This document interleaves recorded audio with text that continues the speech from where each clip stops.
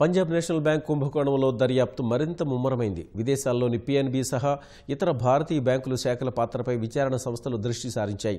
నీరవ్ మోదీ ముఠా ఎల్ఓయూల ద్వారా భారీ స్థాయిలో అక్రమాలకు పాల్పడడంలో హాంకాంగ్ శాఖల అధికారులు భాగస్వామ్యం ఉందన్న కోణంలో విచారిస్తున్నాయి. అటు నీరవ్కు సంబంధించిన 200 డొల్ల సంస్థల్ని గుర్తించిన దర్యాప్తు సంస్థలు మరిన్ని ఆస్తుల జప్తునకు సిద్ధమయ్యాయి. పంజాబ్ నేషనల్ బ్యాంక్ ముంబై శాఖ వేదికగా వజ్రాల వ్యాపారి నీరవ్ మోదీ చేసిన వేల కోట్ల రూపాయల కుంభకోణంపై కేంద్ర దర్యాప్తు సంస్థ ఎన్ఫోర్స్మెంట్ డైరెక్టరేట్, ఆదాయ పన్ను శాఖ ముమ్మర దర్యాప్తు చేస్తున్నాయి.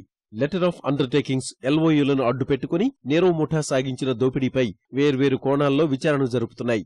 ప్రధానంగా పిఎన్బి ముంబై శాఖ జారీ చేసిన ఎల్ఓయూల ఆధారంగా చెల్లింపులు జరిపిన హాంకాంగ్లోని భారతీయ బ్యాంకుల శాఖలపై దర్యాప్తు సంస్థలు దృష్టి సారించాయి. 7 ఏళ్ల పాటు అక్రమాలు జరుగుతున్నా అక్కడి అధికారులు నోరు మెదపకపోవడంపై ఆయా సంస్థలు అనేక అనుమానాలు వ్యక్తం చేస్తున్నాయి. వజ్రాభరణాల విభాగంలో ఎల్ఓయూలకు సంబంధించిన చెల్లింపుల్ని 90 రోజుల్లోనే చేయాల్సి ఉండగా ఆ గడువును 365 రోజులకు పెంచడం వెనుకున్న కారణాల కోసం దర్యాప్తు సంస్థలు అన్వేషిస్తున్నాయి. ఇలాంటి అనుమానాస్పద లావాదేవీల పట్ల హాంకాంగ్లోని భారతీయ బ్యాంకులకు చెందిన అధికారులు ముందే అప్రమత్తమై ఉంటే కుంభకోణం విలువ తక్కువ మొత్తానికే పరిమితమై ఉండేదని దర్యాప్తు సంస్థలు భావిస్తున్నాయి. అవసరమైతే హాంకాంగ్లోని వేర్వేరు బ్యాంకుల అధికారులు ప్రశ్నించాలని యోచిస్తున్నాయి. దేశ విదేశాల్లో దాదాపు 200 డొల్ల సంస్థలు సృష్టించి నీరవ్ ముఠా వేల కోట్ల రూపాయల దోపిడీకి పాల్పడ్డట్లు ఎన్ఫోర్స్మెంట్ డైరెక్టరేట్, ఆదాయ పన్ను శాఖ గుర్తించాయి.